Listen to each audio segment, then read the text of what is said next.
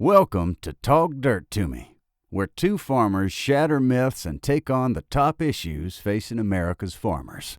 Here's your hosts, Logan and Bobby Lee. What's up, everybody? Good evening. Good evening. Yep, two in 1 week. Yeah. We're recording ahead of time to accommodate my travel schedule. Yep. Bobby Lee's got the what do they call those? The adult sex rewards that they always do. You know, the big like porn star awards, and that's what y'all were going to, wasn't it? Oh yeah, the we're going to Vegas. Adult, I don't know what they call it. The adult, film show awards ceremony. Yeah. Aren't you're announcing one of the awards? Yeah, I mean, as a veteran in that industry, they thought I would be a good person to kind of help. Yeah, I'm presenting an award. Yeah, for I don't know. Do you remember what the category is? There's nothing gay. Okay. Well, there you go. Well, that's all that matters. Yeah. Unless it's two chicks, that's okay. Yeah, that one. Yeah. So it might be the best scissoring award. Yeah, you never know. I think that's what it was. No. It's next week, which by the time you're hearing this, it'll be deeply into next week. Yeah, spring break will be ending for my kids, but now I'm finally. I think I mentioned that on our New Year's show where I was like resolutions or like my goals for this year, just going and doing more. And so finally, even though spring break is right in the middle of calving season, we're taking a little family trip for spring break. Hey man, you need to do it. That's what it's funny. You talk about the calving season, and it's kind of the same way I look at like with row cropping and anything. The schedule of things is always really tricky, and people are like, "Oh, we can't do that there." Yeah, you need to go to the lake more this year. I really do. I do need to do it because it's kind of like, man, at the end of the day, you can get your kids toys, you can do this and that, but like the memories is what they're going to remember. Oh, yeah. I mean, that's going to be what they're going to think about. And that's kind of what was tugging at me pretty hard. And so, I listened to the show. My buddy PJ. Actually, I think when I first got hooked up with him was because he had. Oh yeah, he's been helping you out a while. Oh now. Yeah, he is my go-to guy when I'm out of town to watch over the cows for me. So he actually came by this afternoon and we checked on all the cows. Everybody's like, man, yeah, kind of laid out what I needed him to do for me while we're gone. There you go. Yeah, we're going. Well, I'm gonna lay out what I need you guys to do. And we need y'all to hit that like button, hit subscribe, comment below if you're watching this on YouTube, or comment on Spotify if you're watching it on there. Our videos seem to really be knocking it out of the park on Spotify. So we appreciate all the love and the comments. Do ask that you leave us 5-star ratings on Spotify and on Apple. That helps out a lot. And be sure and hit the follow button on any of those platforms. That also helps us out. And y'all go to agzaga.com. Y'all know the discount code because y'all listen, religiously. And you've heard me say it before, but it's Talk Dirt 20. That's $20 off a $50 minimum order. Check out all the good deals. They've already got great pricing on everything. Then you get an extra $20 off. agzaga.com. They are your online ag retailer. There you go. So we got some questions and stuff we're going to get to. I got one here on Instagram, or actually on Spotify. I mean, I urge y'all to message us your questions on talkdirtpodcast.com on the contact page. It's so much easier to keep up with. This dude had wrote a thing on Spotify 20 days ago. Well, and I would assume, I don't know, but obviously actually longer than that. When you give us a rating, when you give us a review, that helps the algorithms, however that whole process works. I would assume, because I know on YouTube, like the more likes you get, which, hey, we're on YouTube. Yeah. Just the thumbs up there, subscribe. But the more comments you get under a video helps kind of pump it up as well. I would think it so would. I would assume on Spotify it does as well. So yeah, y'all throw out a comment on Spotify too. Yeah. Well, I got one of the questions comes off of there. But before we get into the questions, I do have some interesting, it was kind of a funny conversation I had. So today, man, I've seen some of our friends, they've met with their lenders and they've secured financing going into this year. And I've still got one dreaded meeting before I'm rocking and rolling into this year. And I'm honestly it is what it is at this point, because I'm already like in motion for this year. And so me and Marcy were out here. We got out here and we're working. And man, I had bought some fruit trees, and I bought some mulch, and I mulched all around my fruit trees today. And then I planted 10 more, planted actually 5 more prune trees and 5 more apricots. And then I got 5 more apples to plant tomorrow at some point. But we were out here, dude. I got a couple of things. First, man, I tell you what, row cropping, it's a job. You know, you just put some hours in, but it don't hold a damn candle to the shit that we do at the farm store. Like I used a power head I got a 12-inch auger, and I use it to like dig the pilot hole. And then I have to take a post hole digger, and, you know, you got to make it a hole a lot wider for a fruit tree. And even on 10 of those, after I had put mulch around like 50 trees. Dude, you're beat. And yeah, 12-inch auger is pretty big for just one of those handhelds. It is. Like that's, yeah. Oh, dude, yeah. You beat the hell out of you. It is, man. You're like, you're hanging, y'all. You got like a pump after you get done doing it. Oh, yeah. And then I'd hit a couple of spots where the ground would be hard. And so you're like, you know, you got to push down on that son of a gun. And so, yeah, I got an arm and shoulder workout today off of that. But, man, that's what I told Marcy, because she actually weeded. We got 150 blueberry plants that are out there, and they're real young. And so she literally had to pull the grass and weed around all of those today. And both of us were like, you know, like hunched over by the time we got done today. And I told her, I said, you know, this stuff, it's hard damn work. Like, It's a hell of a lot harder work than row cropping. I'm a row crop guy, so I can say that. Some row croppers like, that son of a bitch. But I'm just telling you, from a physical standpoint, this shit's way harder. And you need some illegal labor. I do. I need some Mexicanos out there that I can be like, hey, man. Yeah, back in the old days before I used to have gone to Home Depot. Yeah, out there, what was it, Jackson Avenue? I think it seems like it was almost all the Home Depots you could roll up to early in the morning, and they're all out there waiting for a job. Yep. Yeah, man. A buddy of ours used to do that. Like, they were like hauling straw. And he's like, it was hilarious. You pull up, and like, of course, they don't really speak good English. You like, you know, just hold up fingers how many guys you needed. And they would tell me, it's like, we're hauling wheat straw, and they would all like get back out. Yeah, they didn't want no part of that. Like, we'll go lay some bricks. Yeah. You know, whatever other manual labor you need, but we're not interested in tossing straw and stacking and whatnot. Well, I mean, man, it is. It's just, but it's also, I actually think that it's also more rewarding, because like an orchard, Marcy and I both are like orchard, and they're tricky. Getting it really started, getting it off the ground is the tricky part, because one, I don't know what I'm doing. Like, I'm having to learn along on the process.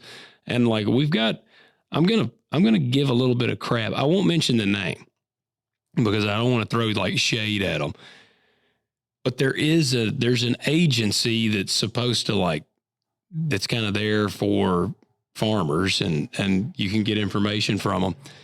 I called them last year, or maybe the year before, when we put in the orchard. We planted like 42 peach trees, and then we planted some plums, and I've got like 25 apple trees over here. But when we put it in, I called this agency and was like, hey, because my dad said that years ago they actually had a guy they could send out that was his specialty, was fruit trees. He would tell you like, all right, you need to do this. Here's what you need to do. So I called him and I was like, hey, I need, I was going to see if you had somebody that come out. I want someone to physically come out to the farm and look at my trees and be like, okay, you know, change this, do this, spray that. And they said, well, we don't have people that do that anymore, but we've got a website we'll send you the link to. And so they literally just sent me the link to like fruit trees. And I'm like, hell, I can Google the shit. I want someone physically to come out and be like, then look at them and tell me what to do. Like, I don't want to read a damn article. Shit, I text pictures of my fruit trees to my Terminator, and I'm like, what does this thing need? And actually, it's hell, they've survived. My peach trees have survived 2 years now. So the Terminator hadn't led me wrong, I guess. But on the second part, I got funny, or kind of got tickled. I was just telling Marcia, in preparing for this meeting with my lender, Bobby Lee's well aware of how like insane my brain is sometimes. And I wrote a reference on my hand, Scarface, so I would remember this to tell this story on here. I was telling Marcia, I was like, wonder what this guy would do. Have you seen Scarface? I don't think I've ever sat down and watched it. Like I've seen, like it's enough of like kind of it's Scarface. Yeah. So I've seen the various scenes, just on whether it's social media clips or whatever, and all the pop culture references and whatnot to it. But no, I don't know.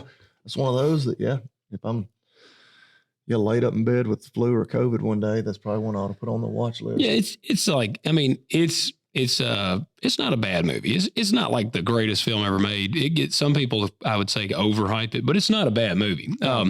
It's still a pretty cool film. But there's this scene when he meets with, if I remember right, this is kind of when Tony Montana, that's Scarface, he's meeting with this dude that essentially becomes like his, I guess, Colombian producer. Like this is the dude that's supplying him with the cocaine. And they become essentially business partners.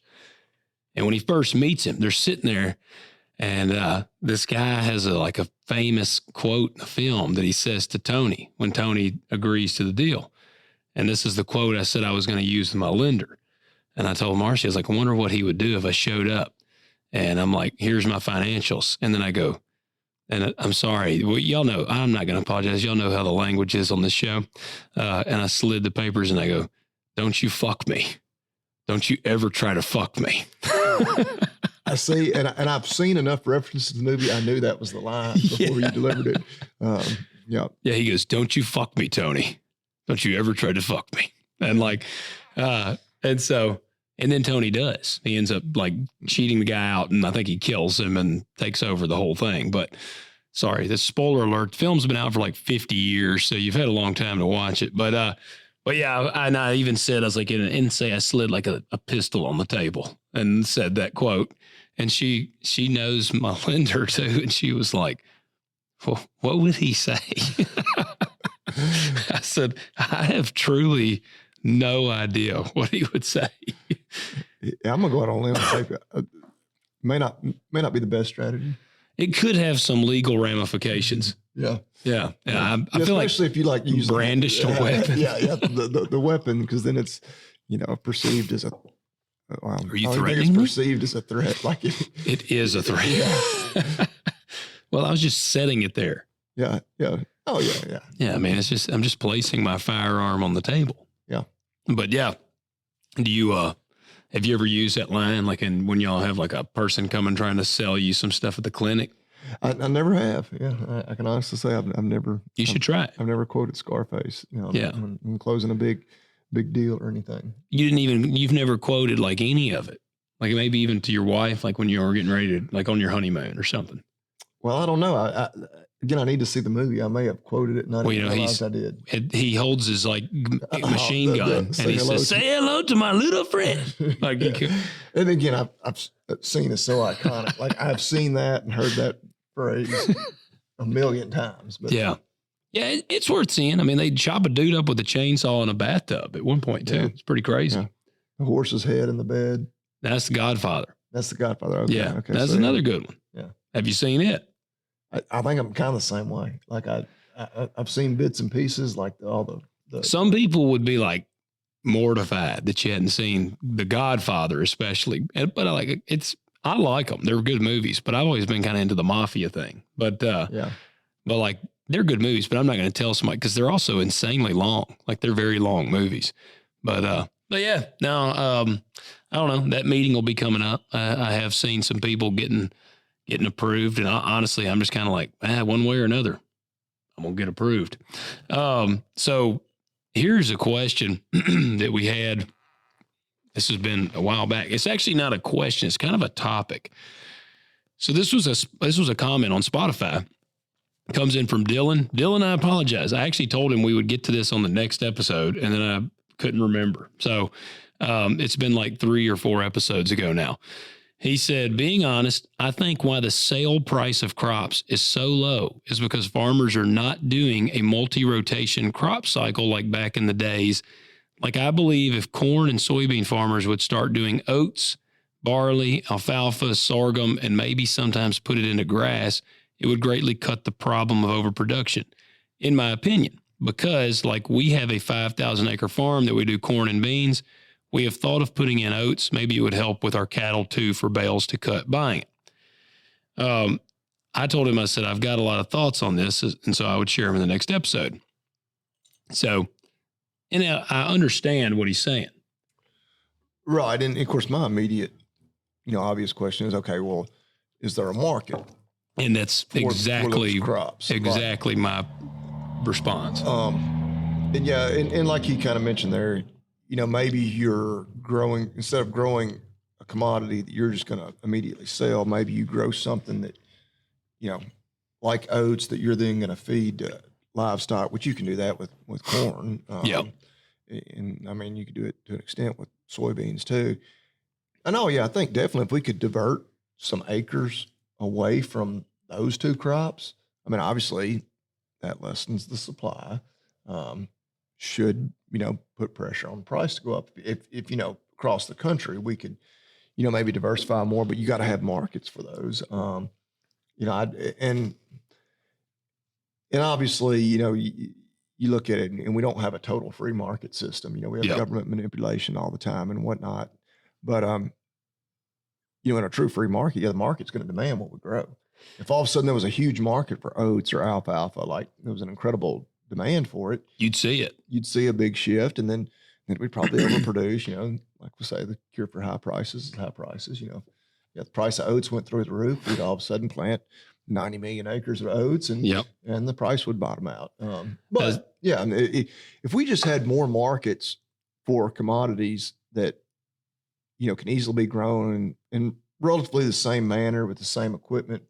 That a lot of our, traditional corn and soybean farmers, you can throw cotton, wheat, whatever in there with it, and they could immediately kind of shift to that, which I guess you've seen a little of that, a little with like canola. And some other kind of specialty crops. But it's all about having like, I can grow this. Well, like milo, for instance, y'all can grow that. You have grown that. But it's all dependent on it. Is there a market for it this year? And see, so that was going to be my whole response to him. It's like, I totally agree. Like, we need more diversification in the crops that we grow, but you got to have a place to sell them. And we're seeing, like you mentioned, canola. You drive around. I actually drove around and saw some canola the other night. And I'm like, so, I mean, farmers are willing to grow different things. And like I said, milo, we've grown milo before.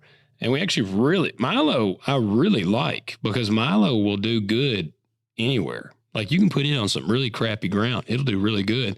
And actually our producer over here, he probably don't even remember, but Milo tore his little butt up, itched him to death. I remember, Banks, you probably don't remember this, but he was a little tight. Yeah, man. I don't remember, probably 4. Maybe the last time we grew it.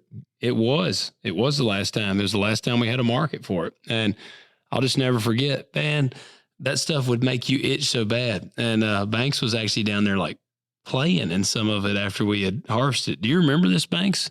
No, I don't. No. So I didn't figure he would. But he was playing in it. And I said, Banks, that stuff's going to tear you up, make you itch. No, it won't. And I said, all right. And man, Dad, I asked him, because Banks rode on the combine with him afterwards. And I asked Dad later, I said, was Banks itching? He said, oh, yeah, I had to wet paper towels. He was stacking them in between his arm, like in his bends of his arms and around his neck. Like it was itching him so bad. So Milo it's like fiberglass, like it feels like, but it'll itch the shit out of you. But it is a super versatile crop. It puts a ton of organic matter back into the ground. Like, it is a great crop. But there's not only, like, some people might be like, well, you could still rotate it even if the price is low. there is no market like at all. Like there's not even a granary taking none it. of our elevators around here will even take it. Yeah. On just a typical year. We got corn, soybeans, and wheat. And that's the dominant thing. And then we do have some cotton, but cotton is like unbelievably terrible right now. But there is apparently white corn is starting to come around. Okay. For like tortillas and I think so. Like to go directly into because the corn we grow, I kind of get a kick out of that with, the whole like glyphosate, non-GMO, like the corn and soybeans we grow in some form or fashion end up eventually in the food chain some way or another. But like, we don't eat that corn. Yeah. Like when you go to the store and buy a bag of cornmeal, it's not from corn that we grew. That corn is mostly going to ethanol production, which then you got the byproduct of distiller's grains that goes to animal feed, or it's going to animal feed. Yeah. I went and got some more corn from your dad today that is literally going through my steers. And that's why the whole glyphosate thing kind of cracks me up. So like, I'm sure there's some of the people out there like, well, because that corn was on ground that had been sprayed with glyphosate, then it was fed to an animal. Like if I eat that beef, like it's contaminated. The negative effects of the glyphosate. And you can't prove that it doesn't, but yeah, it's a pretty big stretch. It is. When it comes to that. But actually talking about that would be a product that would be the white corn is well consumed.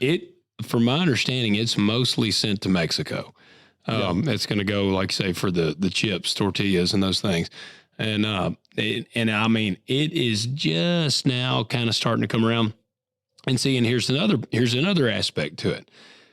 It's just now kind of coming into our area, so we don't know what varieties work here. And so, because that's the thing, when a new thing moves in here, it takes a minute for us to figure out, all right, this variety of bean or this variety of corn, like this is what works in our climate. Because oftentimes seed is kind of germinated and grown up in like the I states and, the Indiana, Iowa, all those they tend to do where a lot of the genetics happen. And so then they come down here and they got to try them out to find out what works for the South. That little bit of difference in geography won't make a total crop failure. Yep. And so I agree. The diversification is great. We talk about the thing, but at the end of the day, I was talking to a buddy of ours and he's a farmer and we were just talking about how bad things are. And he was like, everybody keeps talking about diversifying, and they had a cotton picker. And he said, yeah, I think diversification is great. He said, but Logan, I got a cotton picker out there and it ain't going to pick tomatoes. Yeah. He said, so he was like, at the end of the day, I got a cotton picker. And he was like, I can't even get rid of the cotton picker. Right. And that's one of the, specifically talking about cotton, that's one of the problems is, you have an incredible investment in machinery that does only thing. Good for one crop. Yeah. Which you've seen on a very small scale, relatively speaking, some peanuts and some rice, even in our general area. Of course, a lot of rice when you cross the river and get into Arkansas. Yeah. But even some here in West Tennessee now.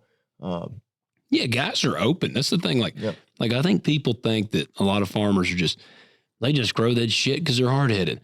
And there's some guys, but most guys, if there's a market, they'll grow it. Yeah. And now you're not going to, I think some people think too, like they'd say canola's got a market now.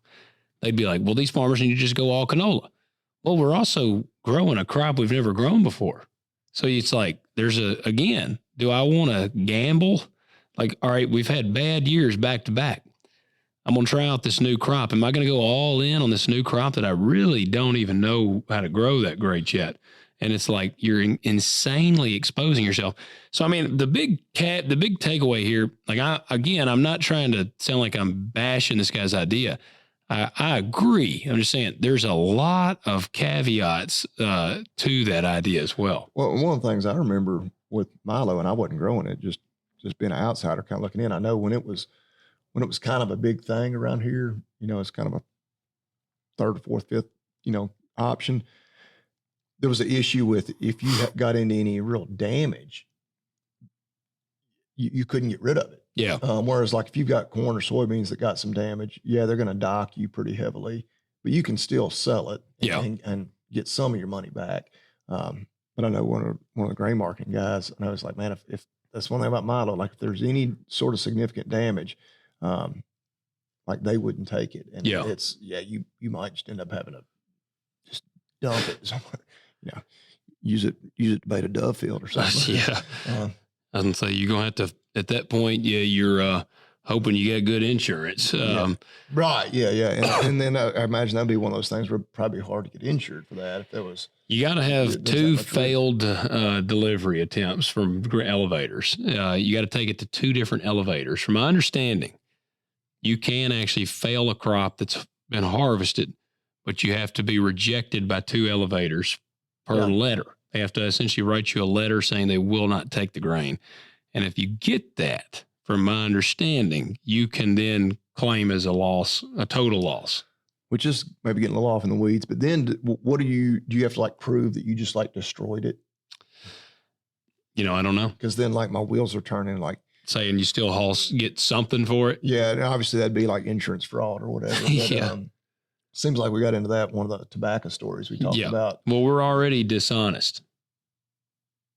Oh, because we had hinted about not paying to the checkoff. Apparently, John, and I saw he wrote back today. Did you see his comment today? I didn't. So we had talked about the checkoff and how the checkoff somehow, even if you sell private treaty, at least in my experience, they somehow. Maybe it's just coincidence, but they would send you an email, be like, be sure to pay your checkoff or fees or, dollars for those animals that you might have sold, even if it was private treaty. And what he commented is like, so you're admitting to being dishonest or something? To that it was on our Spotify comments. For those of you that are interested in reading. We do appreciate John commenting, appreciate you listening and commenting. Yeah. It's on episode 227. So our last one. And he wrote on there, I guess. It'll be 2 ago by the time. That's right. Yeah. He said, I guess the hosts are hinting that they are liars and dishonest, which actually today I was thinking, I was like, well, actually, that's the same thing. If you're a liar, you're already dishonest. Yeah. So you don't have to say it twice. He was a little bit redundant there. Yeah. He said, you are legally required to send your check off. And so I'll be honest, I just did the laughing reaction to it. And then Bobby Lee said, glad to have our NCBA folks listening in. If resisting extortion from industry groups working against the cattlemen is wrong, then I don't want to be right. And then we had a listener write in. Did you see a listener responded to him? No, I need to check those comments. Yeah, we had a listener write in under there and said they never explicitly said they haven't sent in checkoff dollars. But if it makes you feel better, John, you could always send in an extra donation to the checkoff program just in case. Yeah. And I said, so then I wrote back and said, that's a great idea, Jack. Be a good Samaritan, John. And then John wrote back today, I don't sell privately. Well, that wasn't Jack's point, is that if you think people that are selling, then you need to make up and aren't paying in, and you could throw a dollar. I was going to say, even if he sells at a sale barn, can he still write? Which we don't have time to talk about everything that's wrong with the checkoff, but it's been clearly pointed out by many others, and it's pretty obvious that those funds get misused incredibly.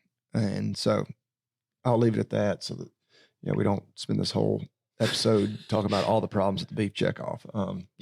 But it was just funny. I got tickled. I don't know, man. I thought it was funny. Yeah, no shit. Like John, honestly, we really do appreciate you commenting. Yeah, it helps. It honestly does. We're not asking everybody to agree with this. I say it all the time. If you agree with everything somebody says or does, then you're just a sheep. You're not. Yep. You're not.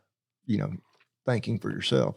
That's right. So Riley writes in, love the podcast. Keep up the good work. Have a question. What is the basis referring to prices at a grain elevator or an ethanol plant?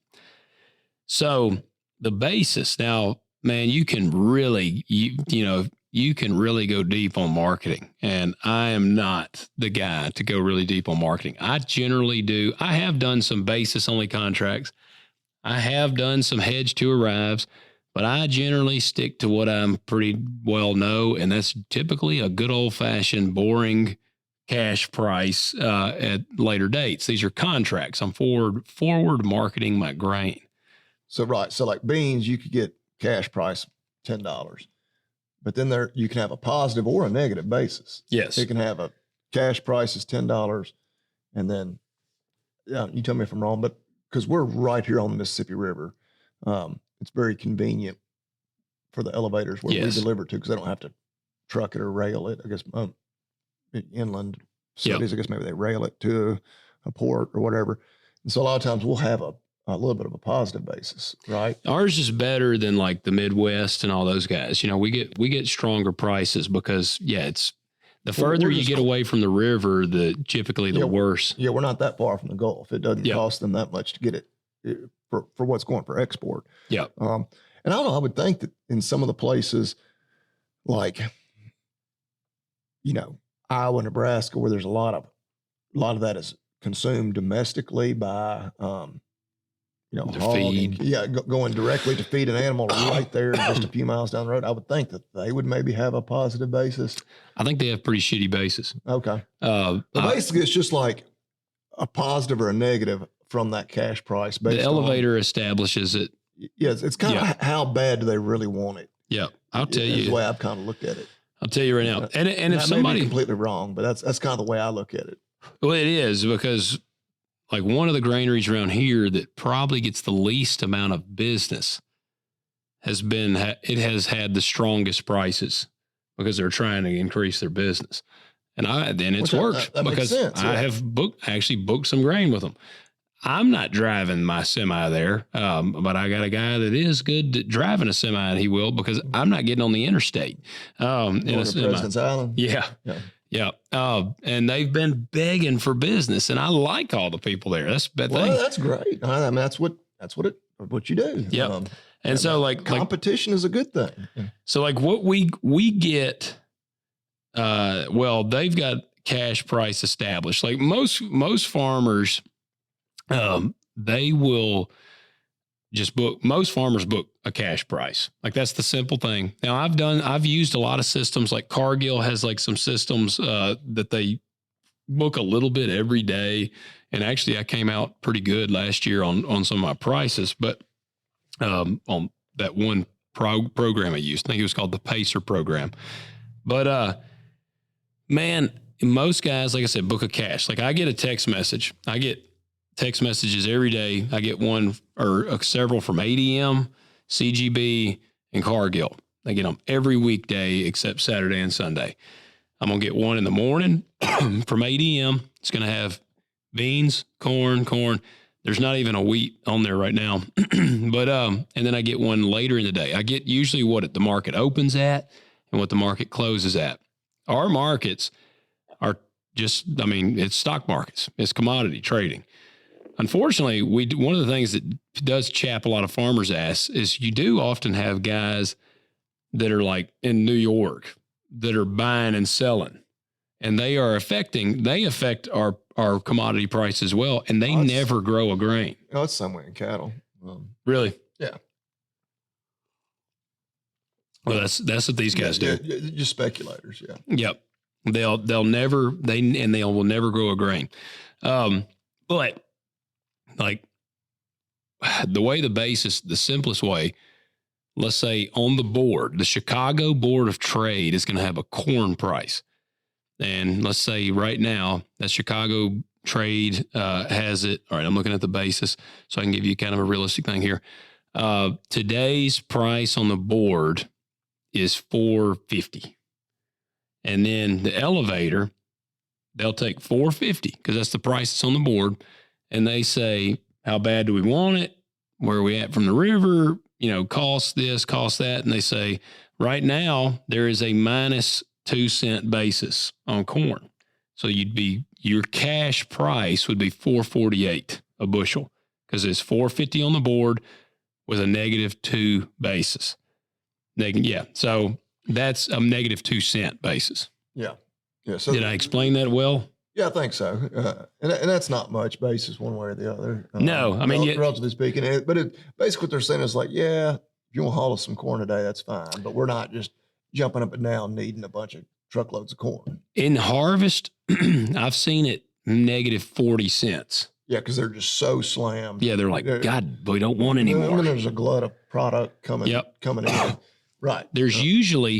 There has been, Milo, we actually booked a basis only contract. I remember when we did Milo, we did a plus 80. I remember that. Yep. It was an 80 cent over the board, which was that was a damn home run. Because I don't even know what was the cash price. Dude, I don't even remember. I mean, because the heck, that basis might have been, what was it, $7, $8 for a bushel? Or I don't even know what Milo was. I don't remember, to be honest with you. I don't remember at all. That's another 10%. Yeah. Yeah. I mean, it literally, and like I said, at harvest, you generally have a negative basis, or it's either a zero basis is considered pretty good. Like there's guys right now, they're like, man, if you can get a zero basis, you need to lock it in.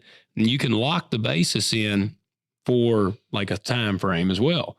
And so there's guys that'll book basis contracts and cash contracts. I typically will do a cash because it's simpler. And, the thing about a basis contract, let's say you book a really good basis contract. All right. Let's say it's 20 over or 10 over. When I say, I mean 10 cents over. All right. If we get to harvest and corn is on the board at 470, that's pretty good. You're going to get 480 with a 10 cents over. But if the markets collapse and corn goes down to 340, you're only going to get 350. So that's where I like a cash, because it's like, at least I know the amount of money that I'm going to get, because cash is locking in hard dollars. You're locking in at the basis right now, and you're getting a guaranteed cash. So if I look right here, well, which of course flip side of that is it could go to $5. Yep. And in which case you'd be happy that, okay, well, I only book basis. So I'm getting 5.10. Well, and Bobby Lee and I have said this before. And again, we're not experts on this field. There's a million ways you can do this. There is a million ways you can do it. There's, like I said, there's pacer programs, hedge to arrives. It is as intricate as you want to get. I will tell you one thing. I've tried a lot of different programs. Most of the time, they all about average out. Yep. I've never had one that was just like, holy shit, just hit a home run. Well, and like you may have a one-off, I would think, where just like in 1 year, like you happen to just get really lucky. But it's like trying to beat the casino. Yeah. Like you're not going to consistently do that. Like they know what they're doing. Yeah. Not they're trying to cheat you out of anything. And not the casino is either. You go in there knowing that the odds are not in your favor. The casino's in business to make money. Yeah. Yeah. And the commodity park, granaries are in business to make money. Yeah. Yeah. It's no different. Now, a diligent marketer, and Bobby Lee and I have talked about this before. We may have even talked about this when we had our buddy Lee on. A disciplined marketer is the guy, just like, I don't remember what we talked about, how we got to talking about this in the last episode. It was on yields, I think is what we were saying. You don't need to always try to hit a home run. Sometimes you just need some, hit singles and doubles. Hit some singles and doubles. And that's what, man, I never will forget this. This was probably 6 or 7 years ago. There was a chick, she worked for ADM. I think it was either ADM or Cargill. And I really liked her because she would explain the marketing stuff really well. She would actually come out to the birdhouse and sit down with me and Dad, and she would go over it because, man, especially 6 or 7 years ago, I was like 4 years into starting my own operation, 5 years or whatever. And so I'm really green. And she's explaining all these different things. And I'll never forget, she gave a shout out to a local guy around here. He has actually since passed away. But she said, he is the most disciplined marketer. She said, he knows exactly what his costs are, and he knows projected yields, and he has a price that he has to book at. And he books until he meets. He will book. Now their ground, they got some really good ground. But she was like, he knows the exact amount of money that he's got to get, and he books to reach that level. And she goes, some years, if the markets go crazy, all right, there's money on the table that he's going to miss out on because he's booked up pretty heavily. He doesn't book 100%. I would never encourage you to do that. But, he's not going to be able to reap near out of that what some guys are. But the fact of the matter is, 9 out of 10 years, he's making a profit. And you always will have those guys that are like terrible at marketing, and they just happen to they don't market anything. And then the year the market spikes, that's the year they'll talk about for the rest of their life. Right. Yeah. They hit a home run. They go 1 for 10 with a home run, and they think they need to be in the Hall of Fame. And they will talk shit about the guy that's made a profit 9 out of 10 years. Yeah, the guy that's batting like 400, but he doesn't hit the ball out of the park very often. He's going to just get base hit after base hit. Yeah. Yes. I mean, use a baseball analogy, but, oh yeah. Yeah. And it's, to not book anything, it's high risk, high reward. Yeah. And where the playing the long game, and I think I know the farmer you're talking about, like they were absolutely playing the long game, as most people should. Like, they weren't trying to get just filthy rich one year. They wanted to be, making money year after year. Here to do it again next year and next generation and the generation after. And they're here to stay. Yeah, they're here to stay. Like they're very much, even right now. And this is the generation that's farming that now. Are even right now when a lot of operations are really sucking hind tit, I would venture to say they're not in that bad a shape because they're in a much stronger position than most guys are because of decisions made like that. And so that's the thing, man. And all that goes hand in hand. In order to do that well, you have to know what you're spending. You have to know your costs. We talked about that in the last episode, talking about like with the clinic. Y'all know your expenses. You know what you're spending here. And that's been one of the things like I've been meticulously analyzing all of my spending. And so you can't be a good marketer if you don't know how much money you got to make. I mean, you just can't. And I mean, again, I'm not going to ever tell anybody to market 100% of your grain because that's a dangerous game. Like and by that, I mean, if you think I'm going to make 160 bushel corn across my farms, then let's say you got 100 acres of corn. What is that? 16,000 bushels. Hold on. That'd be 1,600 bushels. Is that right? Hold on. 100, Damn it. Why am I? 100 acres and 160 bushel average. Yeah. Is that 16,000? Yeah, it should be 16,000. That's right. Yeah. All right. I'm going to double check. Yeah, 16,000. All right. No doubt. We knew it all along. There you go. So on a 100 acre farm, you got 160 bushel average.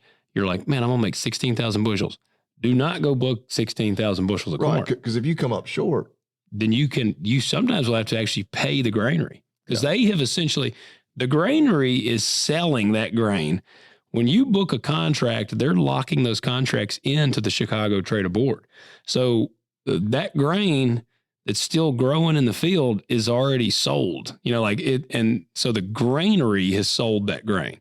So then you got to make up the difference. Yeah. And again, this is where we're not experts, but and there's some years, I guess, if you've booked it and then the price drops, I don't know. I have done some things where you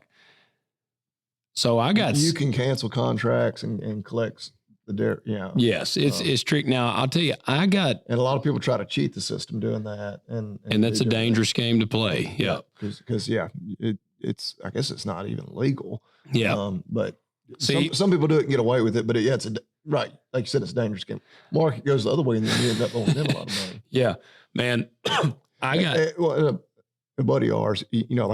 Those people just speculating and playing the futures and whatnot without even having a crop or whatever. And they're trying to use the granary as like their broker without, having to pay. And again, I'm way outside of my realm of expertise. I guess if you can do that, but you're supposed to pay brokerage fees or something. Oh, I don't, again, we might need to take the next question for you. I'm way outside of my element. Well, I think it's just interesting to discuss because, I mean, again. You can get, and that's why you have these marketing specialists that you can hire essentially to do a lot of this stuff for you, because farmers are at the end of the day, hopefully they're really good at growing a crop. Yeah. You know, there aren't many people out there, I would say, that are really good at growing a crop and also just really excellent at knowing exactly all the intricacies of marketing. Yeah. So there's resources out there. Well, in the problem that you run into right now, we're not geared up yet. You know, we're starting to spray and stuff like that, but I've got time. I can pay attention to the markets. The problem with marketing for most farmers is you get into planting and you're spraying and you're planting and you're running here and you're running there. Man, to be honest, because I get these text messages those same time. Halftime at that time of year, I rarely look at them because I'm being pulled in so many different directions and I'm so busy. So you just honestly, it kind of gets put on the back burner because you're like, well, right now I got to get everything planted. Like it don't matter what. Right now, planting is the only thing I'm thinking about. And I mean, that's not the right way to be, but that's just the way that we be because you only got so much mental bandwidth. And at that time of year, that's what it's being pumped into. Yeah. So it's just hard to stay on top of it. So yeah, that was that's why I like the questions because we just never know. I mean, we just talked about that for like 20 minutes off a simple question. Appreciate that, Riley. Hopefully we answered your question for you. It probably confused you because I don't know that I'm any less confused talking about it. Yeah. Really? Dang. Well, I didn't do a very good job explaining it. No, I mean, I think I have as much understanding now as I did 20 minutes ago, but still not an expert. Billy writes in, I was at the Farm Machinery Show and met y'all both and got pics with y'all. And I listen to y'all's podcast all the time on my phone and my dad's. All right. I remember Billy. Yep. He said, and I have Spotify and I wanted to write a review, but it won't let me. So I just wanted to say I would give y'all 5 stars. I love listening to y'all talk about ag and other stuff like it. Sincerely, Billy. I remember you, Billy. You had the cool camo shirt. I wonder if it won't let him, of course, because like we said on Spotify, you have to listen for a certain amount of time, which if he always listens on Spotify, it should let him review. Yeah. I wonder if it has to do with like the type of account he has. Yeah, if you got a kid's account, maybe. I would think a kid's account probably wouldn't let you listen to us to begin with. Yeah, it may not even let it pull up. I'll tell you, Billy, if you listen on if you watch us on YouTube or something and you went to rate us on Spotify, you actually have to listen to like an episode or something before you can. That is one of the it's a good thing. Good thing about Spotify. You can't just go in there and give a review, positive or negative, if you haven't actually proven to them that you have listened to the show. But yeah. And we apologize for our language. I think I said the F word like 4 or 5 times, and this one, my mom will shit her pants if she listens to this one. Now I was quoting a movie, Mom. We appreciate you, Billy. Like I said, I remember, I think he had a really cool camo shirt on. Yeah. Him and his dad might have had. I remember meeting y'all. We appreciate you. You can't use the quote in the movie thing because, all like the white, like basketball and football players that like quote rap songs and say the N word. Oh, they're getting canceled. Well, they get canceled for that. Right. Well, they were just singing a song, whatever. Like, no, it doesn't. In cancel culture, you can't use that as an excuse. So, well, I use it all the time without quoting movies too, though. Yeah. That's probably, not the N word. No, not the N word. Yeah, let me clear that up. No, Logan really likes the F word. The F word is my favorite cuss word. Yeah. Like my mom has listened to this show. It's quite a bit, actually. She'll listen, and she's like, she likes it, but she's like, y'all's language is atrocious. I mean, she's like, your language is terrible, and she's like, I just can't believe. And I said, hell, Mom, you should hear me off the show. And she's like, you don't talk that bad. And I said, and Marcy, we were over at my parents, and I was like, the F word is my favorite cuss word. And she's like, no, it is not. And I said, and Marcy just kind of looked at her, and she was like, Logan, thanks. And I'm like, it's a powerful word. It's just and it's versatile. Man, you can use it for all kinds of things. And I'm not going to, again, when I'm at the grocery store. Well, yeah, I'm smart with it. Yeah, or like out in public, church, Yeah. I'm obviously selective. When I go to Nafy's in the morning to get a biscuit, I'm like, I want that fucking bacon biscuit over there. And depending on who's working, like maybe if it's somebody and there's not like a sweet little old lady and a bunch of little kids surrounding you. Again, my whole thing with what is a cuss word and what isn't a cuss word depends on the setting, the audience, and whatnot. I remember words I wasn't allowed to say when I was growing up, which part of it's just the way culture has changed, and we're not near as sensitive about a lot of words. Could you anymore. say sucks? No. I was gonna say, man, that was like, oh, that was a terrible word. Yeah. That was basically the F word when I was a kid. Yeah, yeah. Can't say something sucks. You have to say it stinks. Yeah. And you couldn't say, and actually I wasn't supposed to say, I hate you, hate. I'm in like that. Liar. Like liar. You weren't supposed to call somebody a liar. Yep. You weren't supposed to say you hate something. Cocksucker. I wasn't allowed to say that one. Yeah. I did get in trouble for flipping somebody off in the third grade. I remember. I think that was probably justified. No, the first grade. It was the first grade and I didn't know what it was, but I had learned the middle finger. Yeah. And so you had seen somebody do it. Seen it on TV.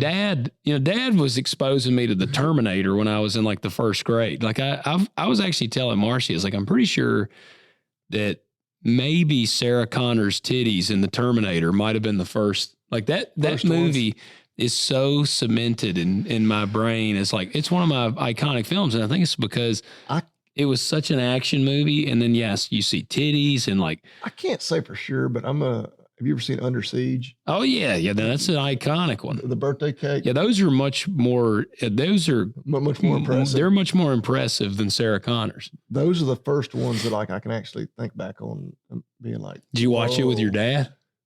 Oh, yeah. How old were you?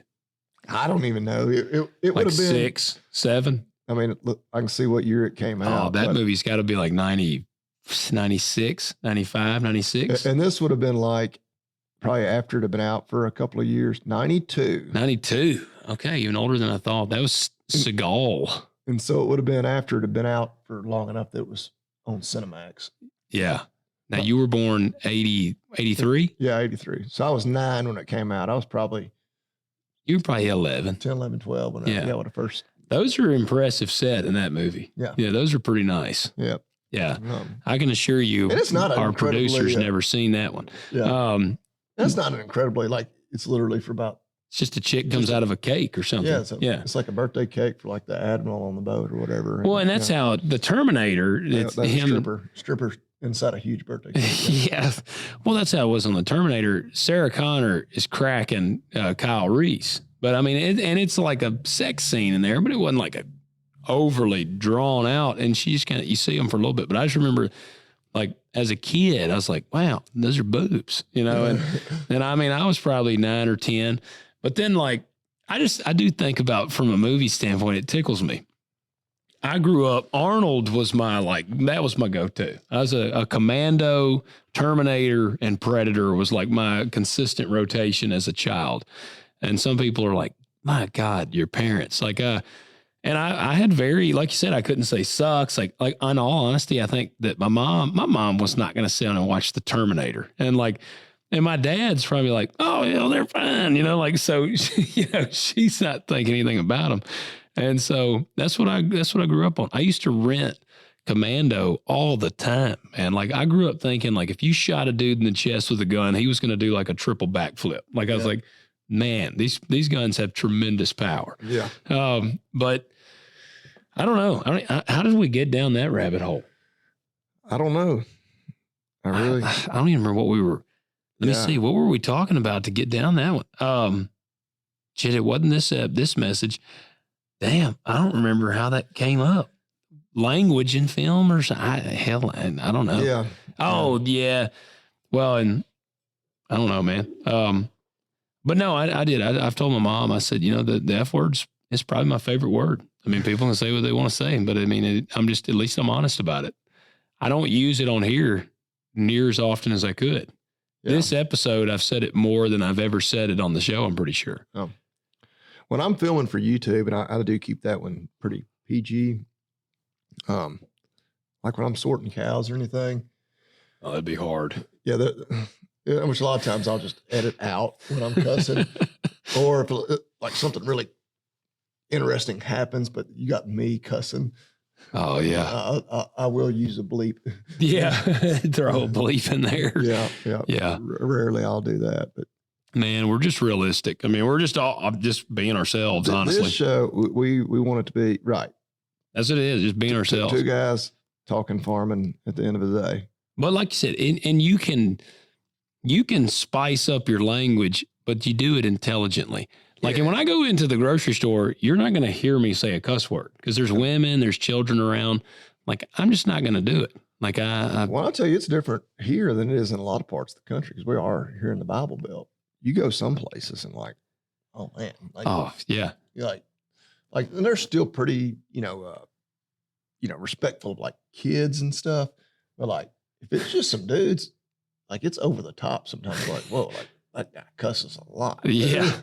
Oh man, yeah. I'm gonna tell you, man, when I worked in the machine shop, I counted a dude one time because he said the F word more than any human being I've ever heard. Like he would say it. I'm gonna say. Did y'all have any women in there? Well, the women that were in the shop with us, their penis was bigger than mine. They were masculine. Yeah, they weren't worried about they could cuss with the best. They could cuss with the best of them, yeah. And they'd probably punch you harder than anybody in there.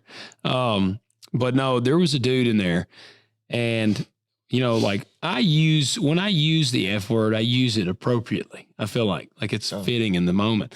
This dude, it was an adjective for every word. Yeah. It was, so one time I put a timer on my phone. We were in break and he would say the F word so much. I was like, good God almighty. Well, it gets to a point where it's just like, all right, this is. Oh, it was excessive. It's incredibly distasteful. I couldn't even pay attention to what he's talking about. Cause I'm like, he was there like, yeah, I went to the effing store. They had some effing bread. I needed some effing milk, and I got an effing pack of cigarettes, and they were effing good, man. I smoked an effing cigarette on, and I'm like, good God almighty.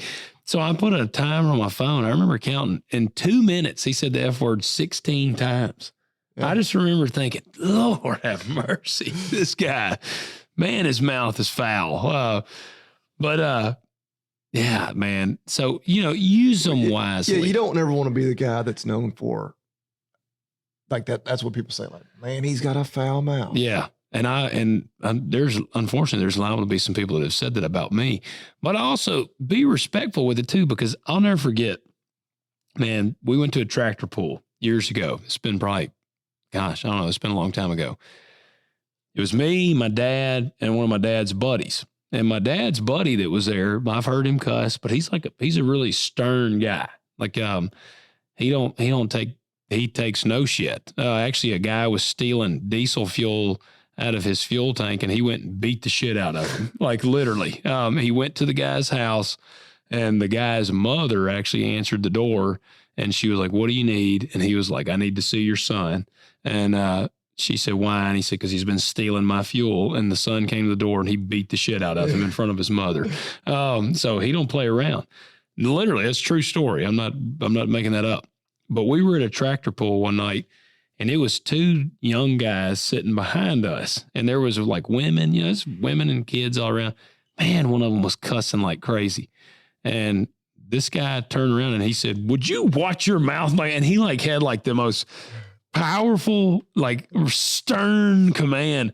And both of those dudes, they were like, yes, sir. I mean, and so that's where I've remembered that moment too. Like, I can cuss with the best of them, but I know when is not the time. Yeah. So, let's see. We got enough time for this one, I think. This is let's see. Jack writes, hey guys, love the show. Just started listening in the last few months. Hey man, we appreciate you tuning in. He said, listening to the last episode about the TVA issue in Sumner County and the interstate potentially going through y'all's place made me wonder if y'all had ever talked about or looked into the land trust for Tennessee. Our family farm in Williamson County was originally a Revolutionary War grant that my great-great-great-grandfather settled on. We have put it in the land trust for Tennessee to ensure it's never developed. My understanding has always been that the land trust makes sense for generational farms as long as all family members can agree on it and no one wants to sell. I think the Farmland Preservation Act is supposed to help reduce the financial barrier of protecting the land. Thanks, Jack. Yeah. I have not looked at this specifically, but I have looked into the one that Bill Lee has signed, and I think it's called is that what he's talking about? The one Bill Lee just signed into action? I don't know. Governor Bill Lee. Yeah, I don't know. I'm unfamiliar with it. The one that Bill Lee just signed in, I think it actually starts this May, and it is a grant system where they take the value of your land, and essentially it's kind of confusing. They take like the development value of your land, and I think they subtract the just as straight ag price, and then they pay you the difference or something on it. They'll pay it to you, but then the land can never be developed in terms of like solar panels can never come over and like take over the farm. They'll never put like subdivisions on it, but you can build barns. You can build ag structures on the farm, and you can even sell the farm. It's not even tied to your family, but it's obviously not going to bring the same dollar figure because it can never be developed. Well, and then you've already collected the dollar figure difference there, which of course the negatives I look at will like, and I don't know how long that law will stay in place, maybe forever, but if I wait 20 years, then I can do that and I'll get even more because oh yeah. Yeah. the development value and that difference between the development value and the ag value is a lot greater.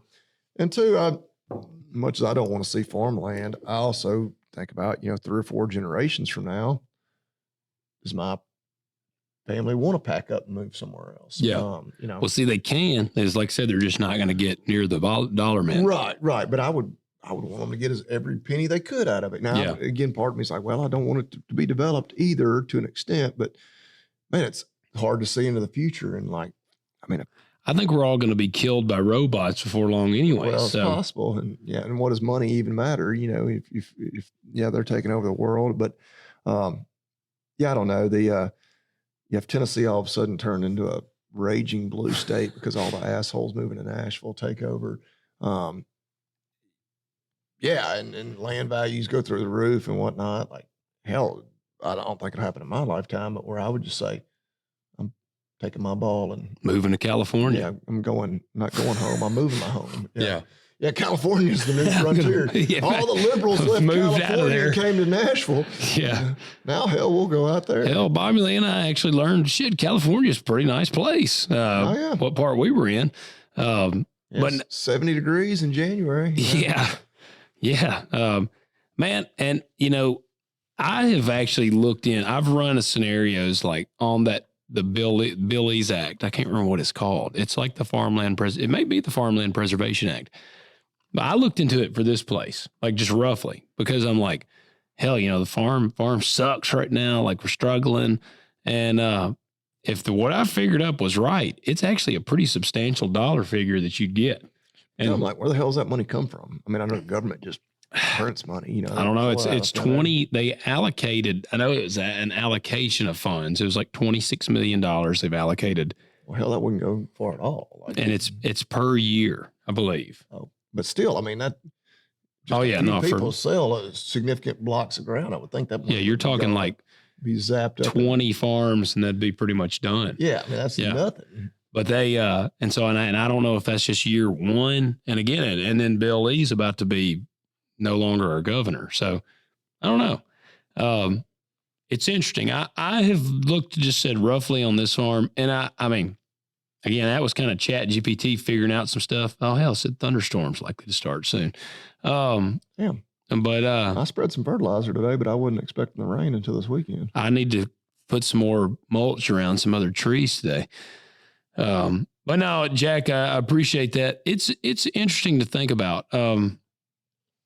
I don't hate the thought of it. I'm kind of like you say, you multi-generation. I get that, but on one hand, I'm like, man, at that point,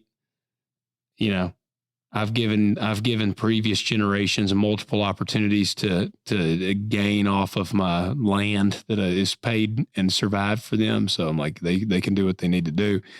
So thanks, Jack. Nick writes in, hey, just wondering if I could get that feed ration y'all are using. Thanks. Keep up the great work.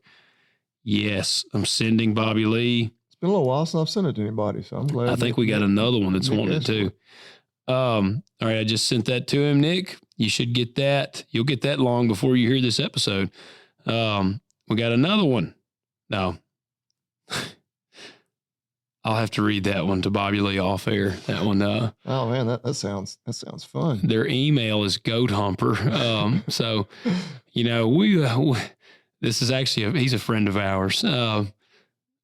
It might push the envelope a little. I don't know. I mean, Bobby Lee. I'll let him read it on air maybe one time. Especially since he talked about Moneybag Yo, it would really fit him to be the one to talk about it. I just said I found it, the most interesting thing I found out about him doing a quick Wikipedia search was that he's a Muslim. He's a Muslim cannabis connoisseur. Dalton asks, he says he would like to have your feeding ration. I'm sending you his as well. Like I said, I was thinking it was a couple of them. All right, there you go, fellas. I've sent those both to Bobby Lee. And I think that's got us caught up on those. Caught up on all our emails. Yes, we do need. We do ask that you guys will write us some emails. Again, go to talkdirtpodcast.com. I was looking at the comments. I saw somebody. Oh shit! Where'd it go? I had it just pulled up. All right. Oh yeah, someone here on YouTube said, "Is there somewhere we can catch the live podcast from National Farm Show?" I saw you wrote back to them. And told them like, it is not, we have not posted it. I've got it. But guys, I mean, and we'll, we may put it up. It was not our greatest performance. It was a lot of shit going on. There was a kid honking a damn horn on a tractor a bunch. Yeah, like right beside us. Yeah, it was literally like we were talking, and it's it was short too. I'm like, Bobby Lee's over there like, this is the darkest moments of my life, and it's like, meh, meh, and so, but no, it was a little bit chaotic. It wasn't near as. Like, again, we've said that the farm show was definitely more our crowd, more our vibe. Yeah. Than the whole setting at Farm Bureau. But the Farm Bureau, like as far as the actual show, because we've only done 2 live shows ever, definitely was much more structured, well done. Both were great. We enjoyed being at both. But as we got done, we're like, we don't know if this one's really worthy of us.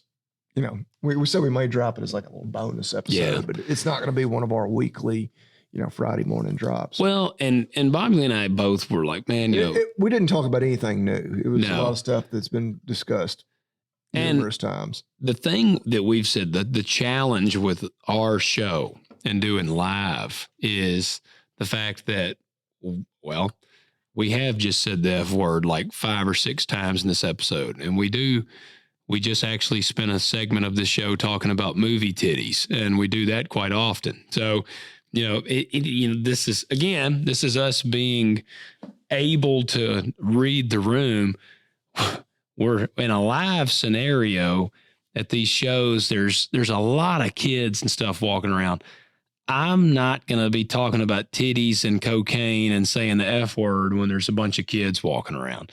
And I mean, Bobby Lee kept insisting that we do. And I was like, man, damn it, Bobby Lee. And it's like, we can't say this in front of these children. And he just kept on, but we can't. Yep. Now, Bobby Lee wants to cuss around these children. Well, and 2, like, they were wanting to know, like, what are y'all going to talk about? We're like, well, we don't ever know what we're going to talk about. I mean, that's kind of what makes it authentic. Like, we have no outline. There's no teleprompter over there, that we're staring into. Yeah. It's very off the cuff. I mean, again, we're aiming for this being a discussion over a drink at the end of the day, which is exactly what it is. We're just doing it with a camera and a microphone. Hey, Marble Creek Farms. Did we give them a shout out? Seems like we have. I don't know. If we didn't, give you a shout out. I'm drinking out of my glass. Bobby Lee's right over there. He drinks out of it often. I drank out of it, 2 nights ago. Yeah. When we recorded last week's episode. But yeah, the tea, it's got the power tea on there.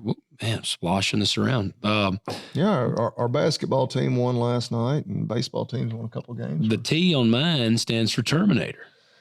That's the power team. Go Big Orange. Yeah. So, and there is we do appreciate the glasses. These things are awesome. But I brought my drink with me tonight, so I'm drinking out of my traditional little tin cup. There you go. I am certain we will do more live shows.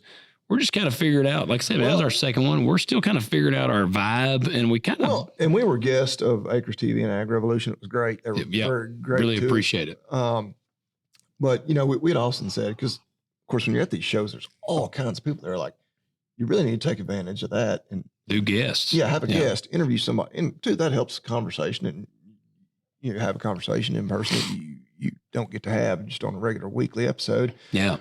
Joe Biden was there. We thought about having him on. Yeah.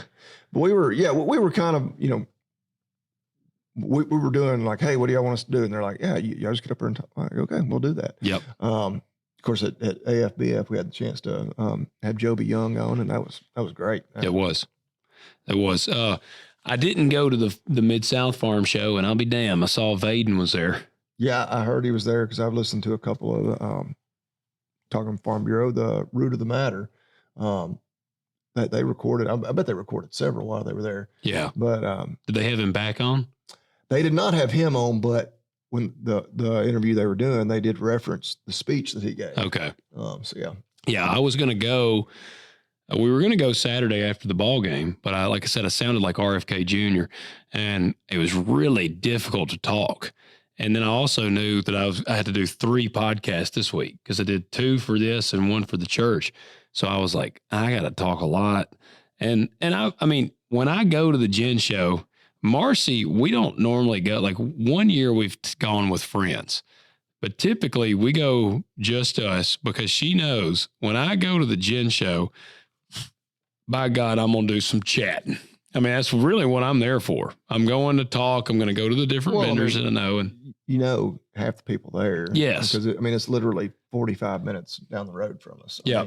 And I feel like a cock ass for not going because it is so close. And then, I go every year. And I've always gone, and I've always been a little sad because it feels like I've been seeing the decline of it. And then the reason it's declining is because I don't think as many people are going.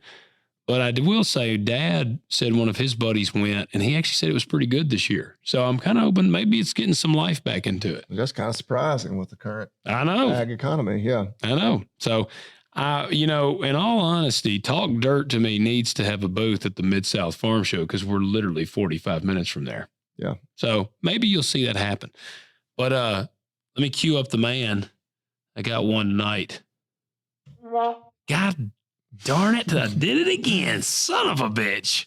See, it wouldn't be any fun if we were too technologically that's true. Perfect because it's kind of also been our brand. Gosh damn it. Let me start off with 2 words. Made in America. All right. I think I don't know if I've done this company before. I've used them a bunch. Have I done the creatine from Thorne? Not that I can remember, but there's been 200. Yeah, it's been a lot. Nearly 230 of these. So Thorne, THORNE, is my go-to creatine. It mixes great, and I get unflavored. I put it in my water at the end of the night, just down it, and it makes the water look a little milky looking, but it don't have any taste. You just pound it down. Or a nice thing, if you're going to have some protein, you can mix it in there with your protein, and it doesn't change the taste. I like it because it mixes really well. Because I've used some other, I've used Optimum Nutrition, and it's like sand. It never mixes. I've stirred that shit, and it doesn't mix at all. So then, like you down it, and you're like chewing. It's like tastes like sand in your teeth. So you got to rinse your teeth out. You don't have to do that with Thorne.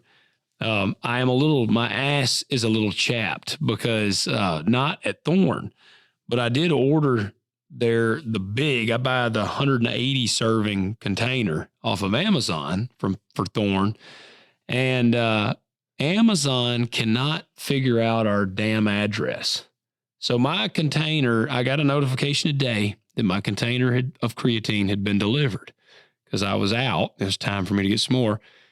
So I'm kind of pumped up. I'm like, all right, I'm ready to get home, take my creatine. And I get home, and by God, it's nowhere to be found. And it says it was left near the door by the garage. So I run around to the garage. Nope, it ain't there either.